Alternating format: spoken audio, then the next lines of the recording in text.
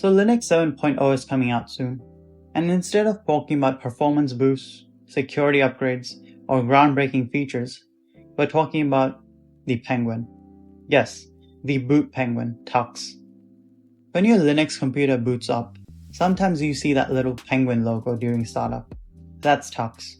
He's been there for decades, just vibing. Well, Linux 7.0 just merged code that lets you replace him at build time. Okay, in simple terms, before this change, if you wanted to replace the Tux boot logo, you had to kind of mess around with the kernel patches.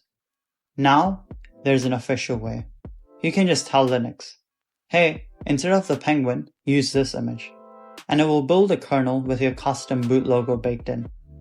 The changes were merged by Linus Torvalds himself during the Linux 7.0 merge window.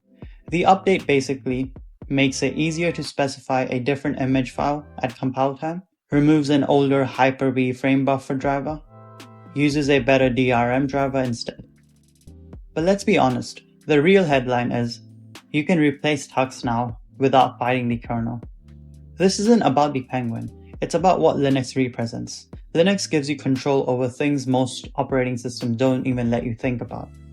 Windows won't let you replace its boot logo, macOS definitely won't. Linux, you can change the boot logo at compile time, because obviously you should be allowed to. So now I need to know, if you could replace Tux with anything, what would your boot logo be? Drop it in the comments.